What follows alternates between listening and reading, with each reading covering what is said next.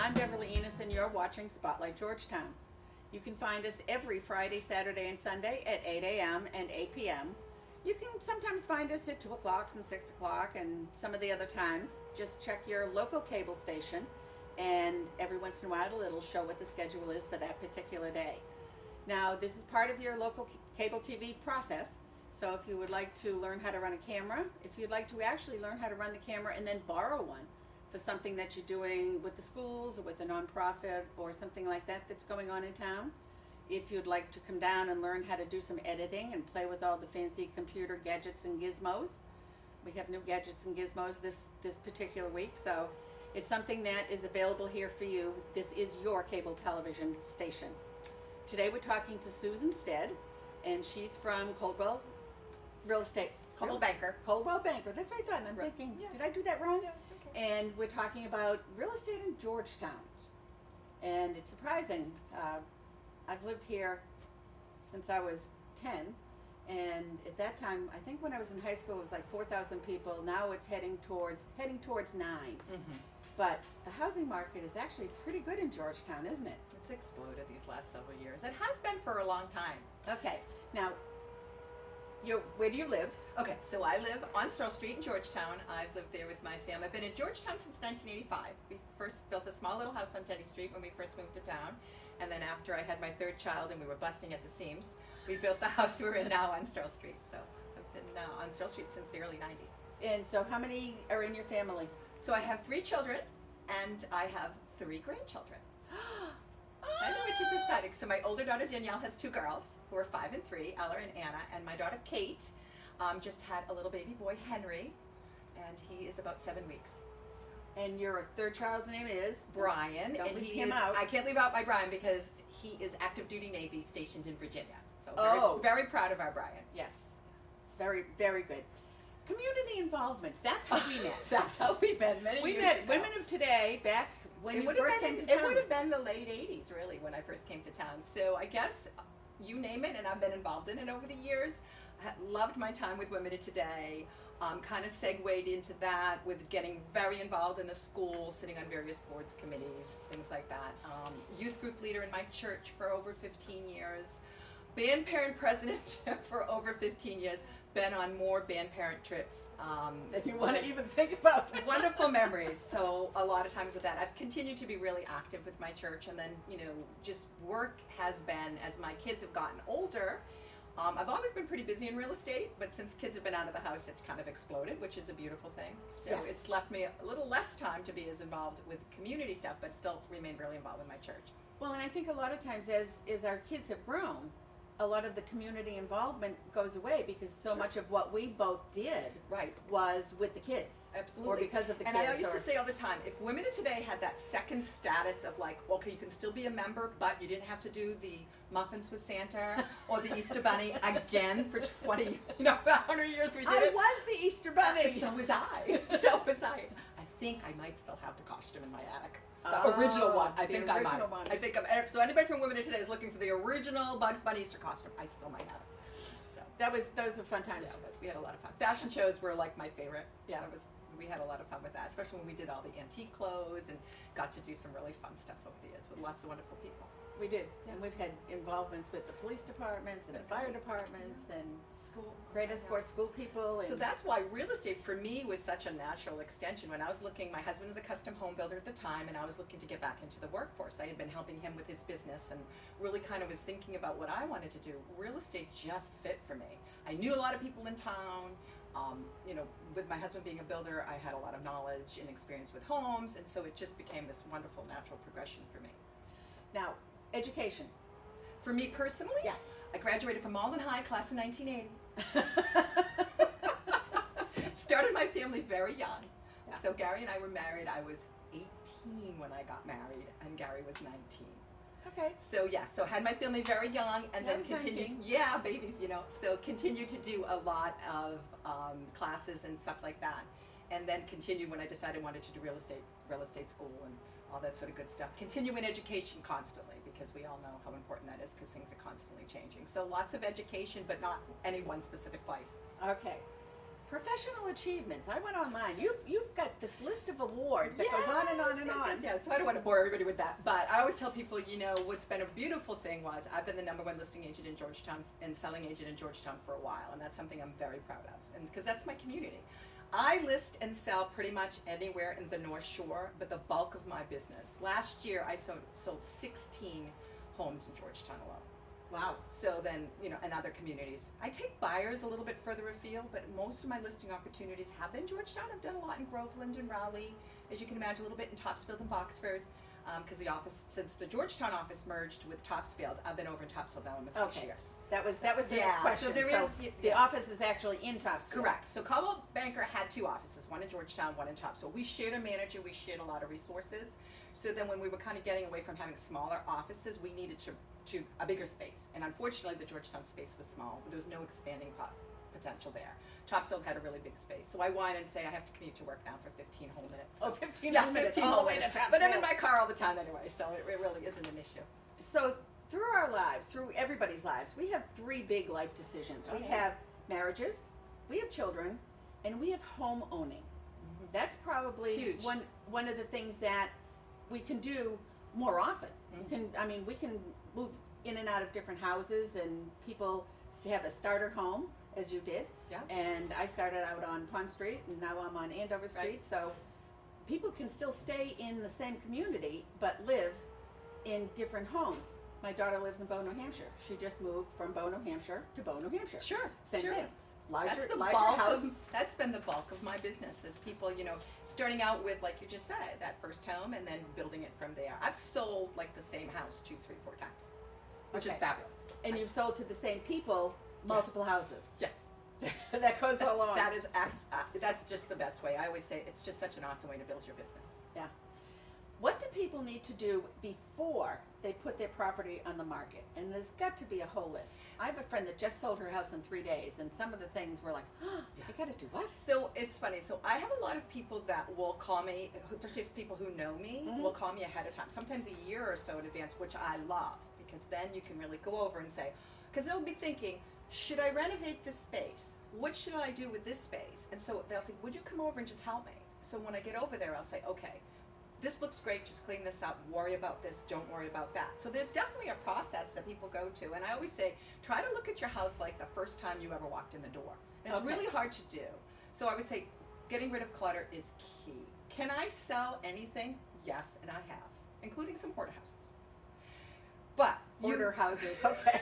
with more stuff than you can imagine. However, as I always say to everybody, you do know, it all comes down to price. So that house that could have been cleaned up and could have sold for a much higher price because of the people were just unable to. Okay. So it matters. Neatness matters. And the other part of the equation is there's so many resources now. If you've got a problem, I can help it. I can help you. I've got people, as I always say, I got a guy. Sometimes it's a girl, who I don't want to, but I got a guy who can pretty much, and a girl, do anything we need. And so sometimes those things can be just minor things and not overly expensive, and then other times depending upon what you really need. Okay, so for example, my daughter just sold her house, and they had renovated, and they had put in hardwood floors, they had put in the windows, they had done a new roof, and through the years they had done a lot of things. Right. And the question came down to, do we want to do a kitchen renovation, which would have been really the biggest money issue, or is this the time we decide to move? Because once you do the kitchen with all those big expenses, kitchens and bathrooms, then do you stay or do you go? So how do people make that decision? So I always say things like roofs, windows, that sort of maintenance and upkeep, even though they're wonderful to have, it's not the pizzazz, but they're good things to do, because if I'm selling 2 homes and one has a brand new roof and heating system and new windows, you know it's getting more money than the one that doesn't. Okay. When you get into but can I sell a home that doesn't have those things? Of course, we'll just make adjustments for those things. Yes. When you get into kitchens, what I typically tell people, unless your kitchen is so awful and it's going to really affect price, don't touch your kitchen. Give it what I'd call a mini makeover. So replace, really wash your cabinets, make them shine. Maybe paint them if they're really kind of dated looking. Replace some knobs. How bad are your countertops? You know, you can replace, I mean, everybody's into, you know, granite and different things, but you can replace laminate pretty cheaply. And so if a new buyer is looking at a house and they're saying, okay, the kitchen isn't everything I want, but I can live with it for a while, that's a good thing. If I someone can walks fix it in, myself in the yeah, next so year if or somebody two. walks in the door and goes, oh, this is awful, I need to replace it It's immediately, gross and grungy. that's a different story. So I've had a lot of people who have just what I call do mini kitchen renovations. Okay. Make sure your appliances, if it, I mean, most people, if they use their kitchen a lot, will update their appliances accordingly. Once in a blue moon, you'll still go in a house where, you know, it has a 30-year-old electric stove. Okay. When I sold my house on Pond Street, that was an issue for me, and I was told, you know, you need to redo the kitchen and you need to do this, and I said, but if I was moving into a house, You'd wanna- I would want to Right. redo the kitchen Sure. the way I wanted Right. it. Exactly. So and that's why even part would of the I fix- equation. you know, You could do a kitchen. You could go to IKEA, which I have seen people do amazing things with IKEA cabinets, and they're beautiful. You could go to IKEA. You could go to local Home Depot. You could get some decent cabinetry. You could renovate your kitchen. But then you're going to have somebody who really wants to go to the next level. I don't want oak cabinets when I move Exactly. in. I want Or I don't want painted XYZ. white. I want natural cherry. I mean, all that sort of stuff. So, you know, I'll So go selling in. it as is not necessarily a bad thing. It isn't, because think about the fact that a lot of people want to put their own stamps on it, and they might not be able to afford it after you put a $75,000 kitchen into it. Right, because that ups the price Yes. by that $75,000. Well, and I always tell people not dollar for dollar. Like, Okay. there's certain things that are really good investments to do, and you're not going to get dollar for dollar back, but it'll help with your overall feel of your house. Like, oh, this house is well maintained. You know, it's been nicely updated. Paint, wallpaper, things like that, things that are easy to take care of. Do it if you Okay. can. And once in a while, I'll, especially sometimes when I'm dealing with some elderly clients, which I do a lot, they just can't. And Yeah. they don't want to spend any more money. And I totally understand that. But that's a nice opportunity for somebody else to come in at maybe a little slightly less price. Okay, And that so works it's too. Everything affects the price. Yeah. So I always tell we can sell anything. It's all about price, terms, and conditions. And that truly is everything sells. All right, you said declutter. Now that means When everything from take the 300 framed photographs off every counter and Sure. piano top. Yes. So I am of the different. I know there are some people who will go in and say totally depersonalize a house, and I'm not that school of thought. I Okay. think that people still want to see that somebody lives here and feel that there's somebody that lives here. But if you've got 5,000 pictures of your daughter on the wall, you got it. Because here's what happens: people will come in and go, "Do I know this person? Oh, who are these people?" They get really caught up in your things. So if you want to leave a few pictures around, that's Okay. great. But if you've got stuff absolutely everywhere and on every surface, you need to. When I walk in your kitchen, I don't want to see much there. Maybe a pretty bowl of fruit on the counter, Some flowers. some flour. Yeah, A I don't wanna toaster. See, but I don't want to Coffee see pot. everything strewn out, because then we want to let everybody know, look how much space there is. And if you Okay. have every square inch covered, it doesn't look like you have any space at all. You could have the biggest kitchen in the world, but if it's got stacked this deep with old newspapers, it's not going to look so grand. All right, so that's the declutter. When I say the declutter part, yeah. And when I walk into a room, and if you have something in every corner, or you've got 4 chairs and a sofa and a love seat, I'm going to start saying things like, you're going to be moving Move some of anyways. it out. Are you selling any of this? Are you taking it all with you? Are you giving it away? Is some of this I try to help through. That's why I like when people do call me in early, because I can help with that process. All right, that makes a lot of sense.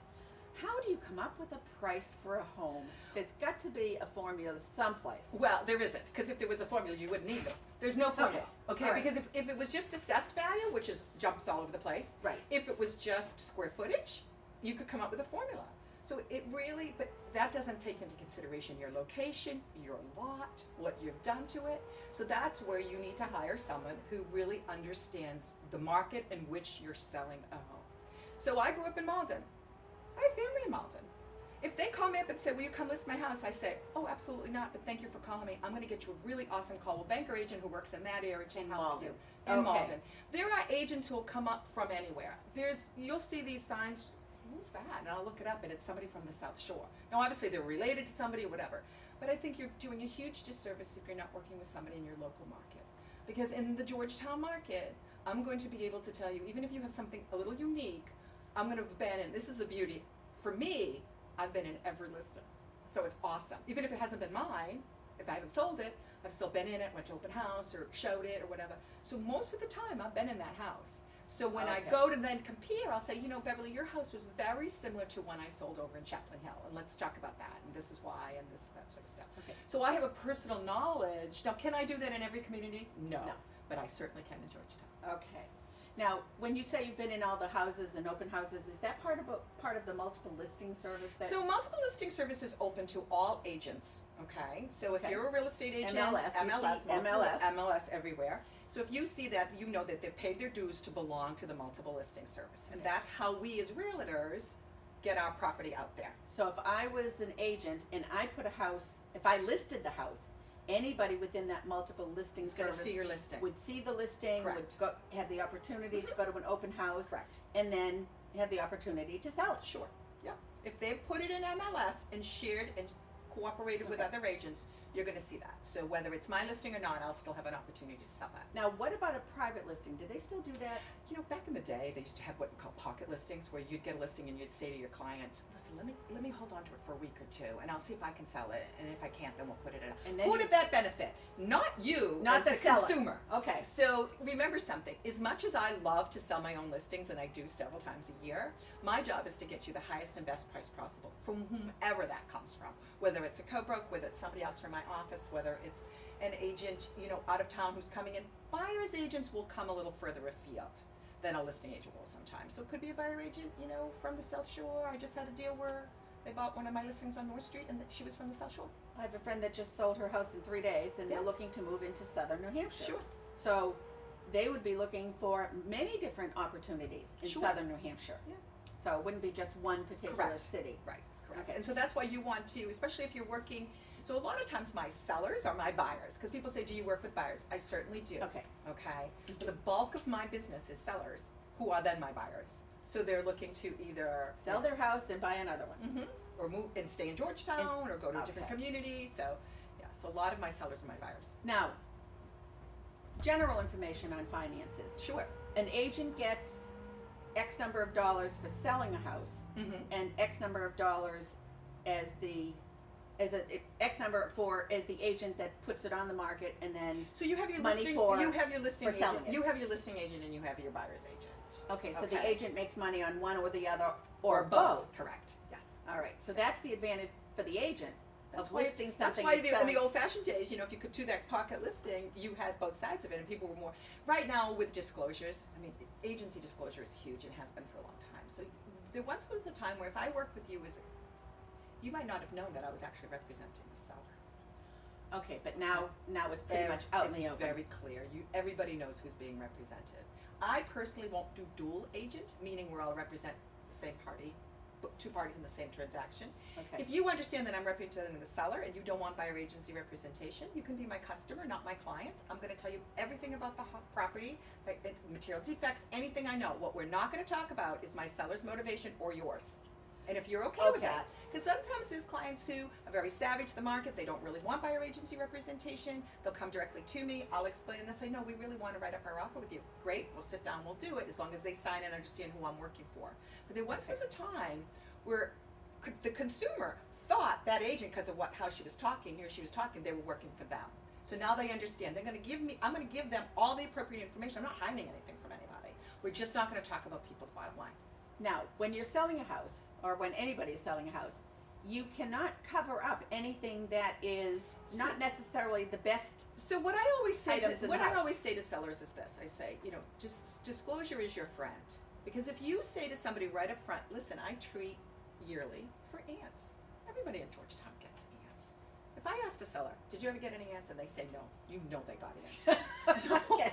what I'll say to people is, did you treat for them yourself, or do you have a service with a company? And if you have a service with a company, then you should put down, "I have a yearly treatment of ants." If you treat them yourself, you can say so. Treat yourself. I don't really want to know that your toilet leaked once because a kid's overflowed it. If you fixed it and it's fine, that's not what the disclosure is That's about. different than That's my different basement than- floods every single year when got it rains in the You got spring. it. And I've gone into people's houses, and I've been doing real estate for so long, this was many moons ago, where people would say, "I don't get any water here." And you'd look and you'd say the effervescent line, and I'd say, "Okay, so we need The to effervescent line being little that line white foamy yeah, thing. It's kind of a telltale sign, and then you can actually see watermarks, and I'll say, "Okay, we need to talk." Because the last thing you want to do is, if you've had the Georgetown Fire Department pump out your basement, and you didn't put that on your disclosure, and then the next time your basement needs to be pumped out for the new person, and the same fireman comes and says, "Oh, I was just here 3 months ago," and you didn't put it, guess what? Does You've the- now opened yourself up as the seller to a lawsuit. Okay, after so the the fact. buyer can They can. I mean, it would cost them come money. back and say, Depending how you didn't tell me. Correct. Depending how big the issue is. So I Okay. always say to people, listen, we can sell anything and we can work out anything. Please disclose, even if it's something that you think is horrid, I can help you stabilize that situation. Or if you had a problem with something, so that we Okay. can say, listen, this happened, but now we have an interior French drain system and we no longer get a foot of water in the basement when it rains. Okay. And then you as the consumer feel like you've been told the truth, and you have. Right. So it's always best to be truthful, because guess what? Those little things you didn't Oh, tell they're going to find out. somehow seem to Yeah. find you. Yeah. Quite often during a home inspection. Well, definitely during a home inspection and then some. So, how does someone decide on an agent or find an agent that's going to be right for them? Well, that's just the thing. I mean, I always say to people, it's kind of like, you know, we end up having this like mini marriage, because I'm in your life for this very short, brief, but intense period of time. It could be anywhere from a month to, usually it's 3 months from start to finish, sometimes 6 months, sometimes a year, depending upon our process. So you have to feel comfortable with that agent. You have to feel comfortable that they understand the market in which you're selling, that they understand you, that they're going to represent you in a positive light. So if you're going to interview an agent, all those things are important. How many homes have you sold in this area? Okay. What's Yeah. your strengths and weaknesses?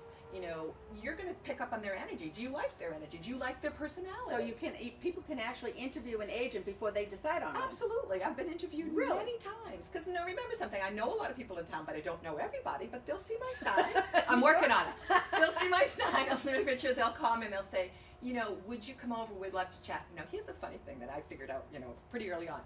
I would do an open house, and I would see people, and some would sign in, some wouldn't, but that was okay. And then about a month later, that person would call me over their house to talk to me about listing the house. They were interviewing me at the open house, and I didn't even And you didn't know it. And then it would come through, and I'd be like, oh, I remember you guys. Oh, well, yeah, we wanted, which actually was a really good idea. Because yeah. now they're seeing me interact with them. Right. And depending how much time you have in an open house, sometimes you don't get a lot of interactions with buyers. Right. But they But it also was see just- how I'm presenting It the was home, just the functional. the functional part Okay. of it. So people have done that. But I've had people, I once had one of the Rick boys in town who was so adorable call me up and ask if he could interview me so maybe I could be his buyer's agent. And I did. It was very serious. He was awesome. He was a young kid buying his first place. Oh yeah. I passed the test, sold him a house, and then sold him that house and referred him when he moved down to the South Shore. But I still remember that conversation. Would it be okay if I interviewed you? I thought that would be wonderful. Now, for sale by owner. Okay, The so this pitfalls. this can be tricky, and here's what I always say to people. Listen, I understand that in certain markets, things might be moving really quickly, and you may get your house on your own under agreement very quickly.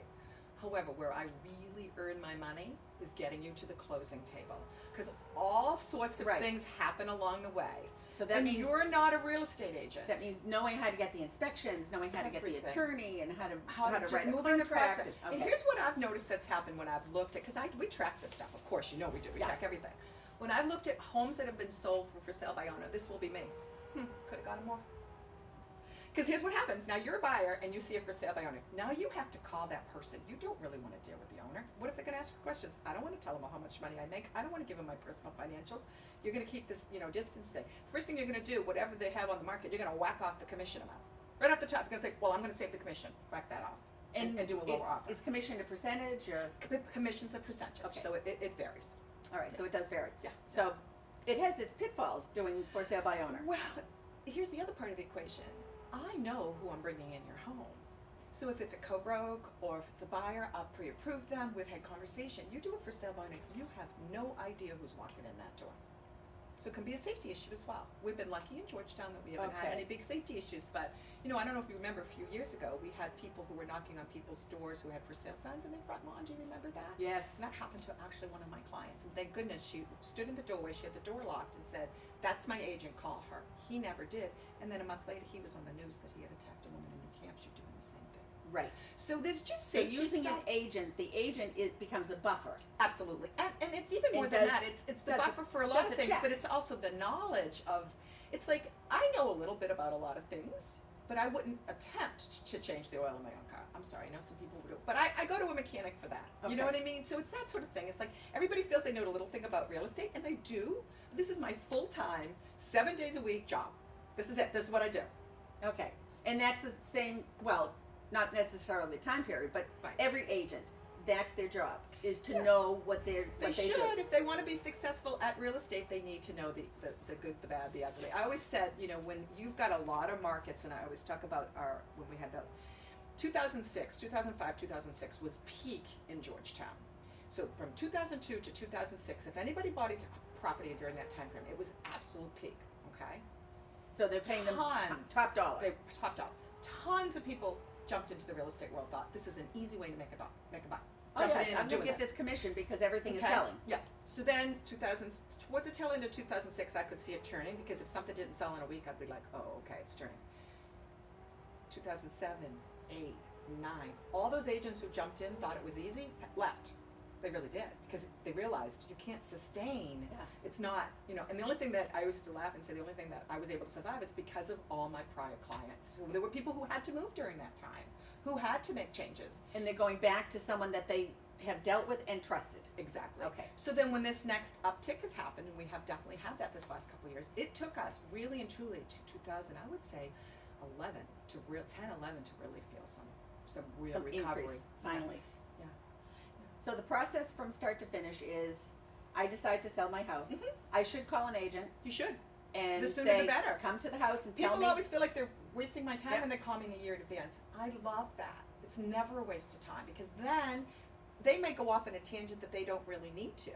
Okay. So if they can kind of stay focused on what's important and not worry about some other things that aren't. So then the house goes up for sale, Mhm.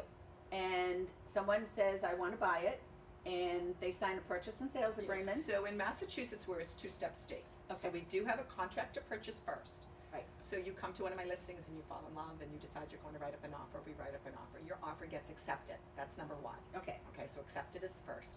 From the time everybody has signed it, you now have 10 days to do your home inspections, whatever you'd like to do. Okay. At the end of that 10-day home period, we're going to sign the purchase and sales, and you're going to give your second deposit.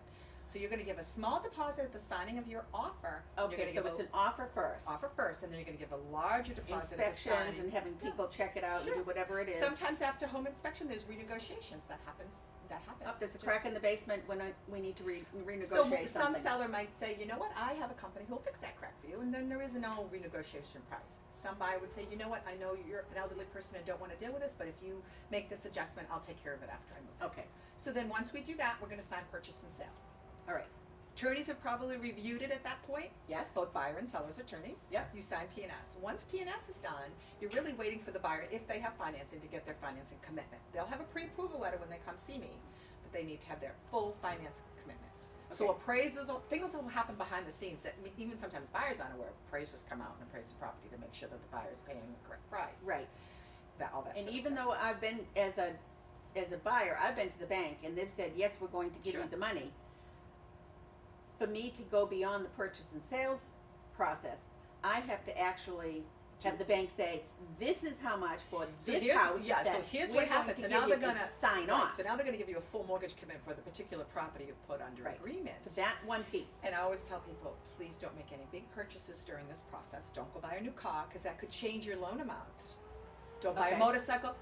We went somebody in our office, it wasn't me, thank goodness, but she told them not to buy a car or a motorcycle. They bought a boat. So please, people, don't buy anything big. Because it's going to change how much the bank will give correct. you. Normal everyday purchases, what you've been paying all along, but Yeah. don't just suddenly You can buy a toaster oven, but don't. And here's the most important thing, please don't quit your job during the mortgage process. Okay. I actually had a young client say to me, they had just gotten his final mortgage commitment and it was 2 weeks to close. Now, remember something, people, right before closing, the mortgage company is gonna call your employer again and make sure you're still working there within 48 hours of closing. Oh. So this young gentleman said to me, and thank goodness he said it to me, he goes, oh great, I got my mortgage commitment today, I'm quitting my job tomorrow. I'm like, what? No, don't quit your job tomorrow. Like, he had another one lined up. Don't quit your job until after you buy the house. He had another job lined up that he was going to be going to eventually. I said, can you please wait 2 more weeks? Because you don't want any little last minute glitches like that. Right. Those Right. are what we call nasty little real estate surprises. We don't want nasty surprises. Now, how does a buyer, now as a buyer, Sure. I've looked at a house and I put an offer in and the agent comes back and says, oh, we've got two other people interested. As a buyer, what do I do? So this is where you really do want to work with a buyer's agent, because in this market, especially when we are dealing with some multiple offer situations, so when you call me or we get together, or I've been working with you as the sell side, we're going to make sure you've got a good pre-approval letter. You've put your absolute best foot forward. Okay. There's nothing more that you can put on that paper. You've sold your home. You've got nothing to sell.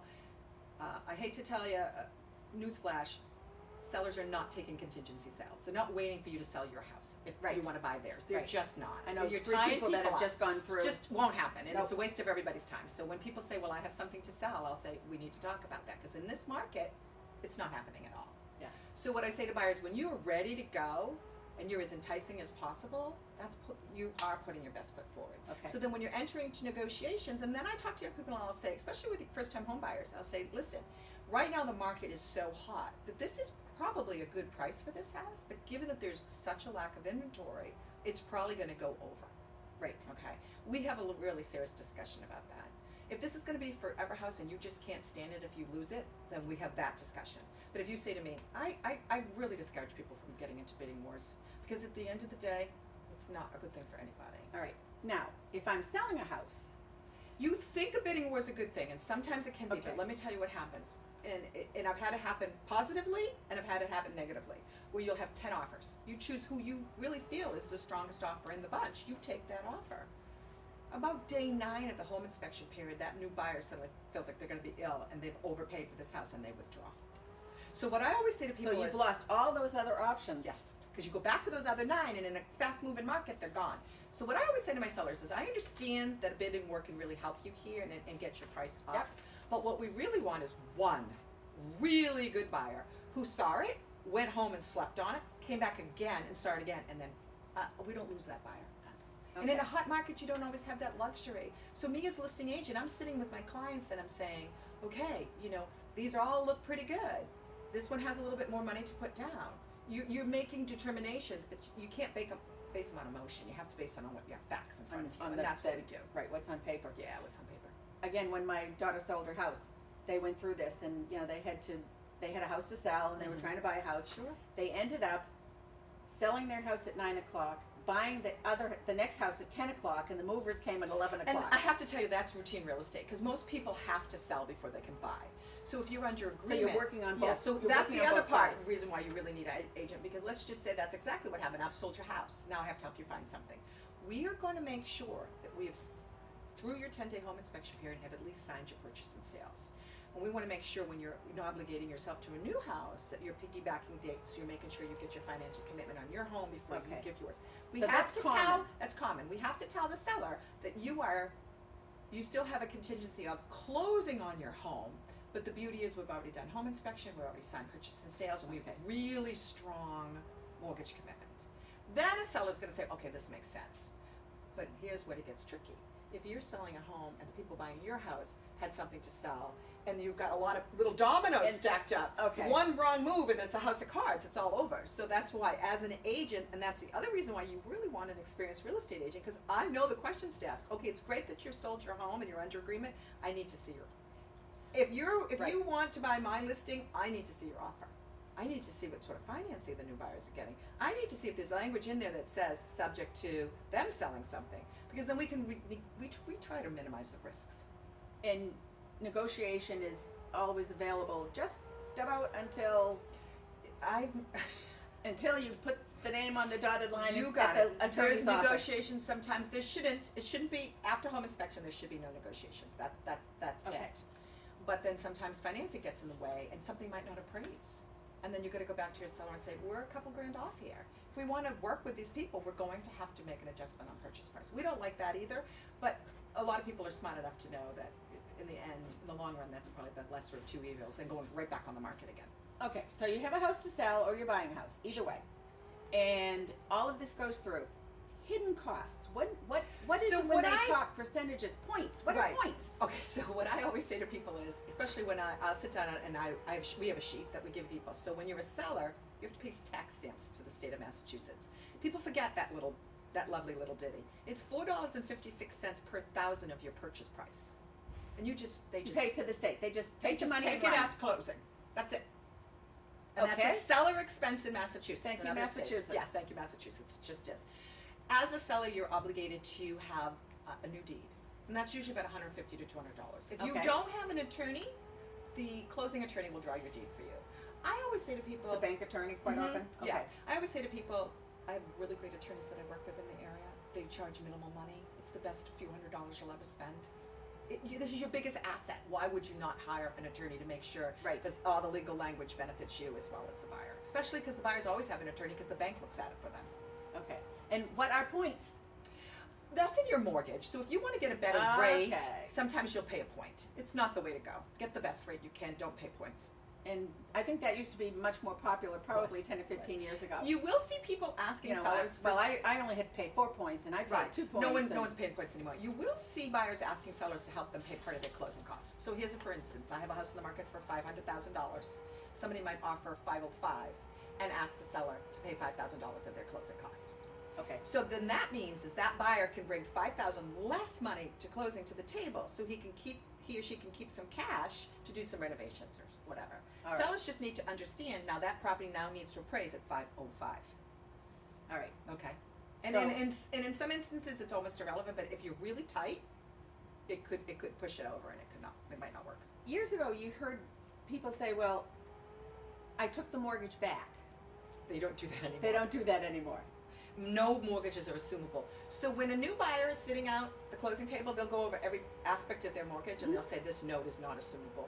When you sell it, you have to pay it off. You can't. That's it. That's the end. That's No more. That's the end. Okay. Now, contact information. Okay, you. For me. Okay. Oh, you're Lots the of one- different you're- ways. you're Thank the you. one in the hot seat. Yeah, I'm the one in the hot seat. So everybody calls my cell, which is on my signs on all over town. So it's Susan, and the telephone number is 978-697-1982. I Okay. have my email is susan.stead@nemoves with an S on the end.com, and I have a Facebook page. Yeah. And I'm part of a team now, so it's the Stead team, and it's myself and Gail Fennessy. That's a name you may know because Yep. Gail's been in town and has sold real estate in town for a long time as well. And so you can find me on social media. If you And need me, you'll it's find me. STEAD. Correct. I am in the local Georgetown folk book. I still Yes, get people who you are. use That's that. how I got you. I still get people who use that a lot. So yeah. So, anything that we missed? I don't think so. Everybody's ready to buy and sell. Most people are ready. And then when they're ready, they're really ready. Yeah. And sometimes they'll think they're ready and I'll go over. And this is the other thing that happens a lot of times. Some people will call me over. It's kind of like love it or list it. Please, all of those real estate shows are so staged. They're so staged. It's Oh, like yeah. not real estate at all. And the two brothers. Oh, forget- yeah, it's all staged. But people will call me over and they'll say, I'm really seriously thinking about staying and adding on an addition or selling my house. And so they want me to give them a price on selling their house.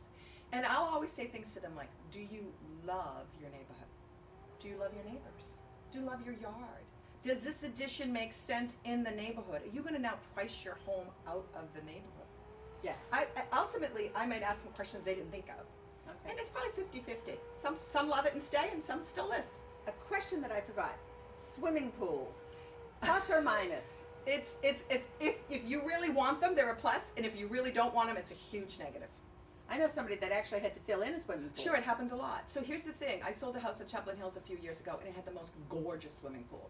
And the people that bought it wanted it, and they loved it. And they spent a premium on that home because they had spent $75,000 on this swimming pool. But there was just as many people who saw it and said, I'd buy this house, but it has the swimming pool. So if Okay. you're looking for that, it's hard to do swimming pools in Georgetown. We have so much wetlands, you know that. So if Yes. you've got an existing one, great. Don't buy a house in Georgetown thinking you can put in a pool, because you probably can't, unless you have a very rare lot. And so people, as they're going through this process, they can actually get hold of the building inspector And they should. and say, is it a possibility that I can put a shed up here, or do I Mhm. have enough space for the Well, lot then you line? really need to do Can that. I put a pool up here? Because I have heard, being a really strong listing agent and then taking buyers out, I've been to appointments where I've had my own client ask a listing agent, could I put a garage? Oh, there's plenty of room. You never say that because you don't know. Right. Individual towns and communities have really strict laws. So if somebody asks me that same question, here's what I say. If you look in the plot plan, there's 40 feet or 60 feet to the lot line. The setbacks here are 20 feet. it looks good, but you need to, I say the words, you need to go see the building inspector to make sure there's nothing else going on here that I'm not aware of or that my seller's not aware I of. served 19 years in the zoning board of appeals, and it was amazing how many I times. just talked to a client of mine last night. She called me about a property in Boxwood she was interested in it, and she told me, and I was like, I was stunned. She said she had gone to an open house, and the listing agent, there was some wetlands on the property, kind of swampy is how she described it. Do you know the listing agent told you, oh, that's not a problem, you can fill it in. It's not on the town as conservation land. I said to this client, you do understand Talk that to the is- building that inspector. is incorrect. You need to go talk to the Yeah. Conservation Commission because it's still considered a wetland and Yeah. you cannot fill it in. You can't touch wetlands, especially Or vernal pools, over or a whole bunch of so other she things. passed on that property. Yes. Yeah. This has been fun. It has It's been fun getting nice to see you again. Thank you so much for having me. Thank you very much. So, if you're thinking of buying or selling, here's an option for you. I'm Beverly Enos. You've been watching Spotlight Georgetown. Fridays, Saturdays, and Sundays, 8 a.m. and 8 p.m. Thank you for joining us today. Bye for now.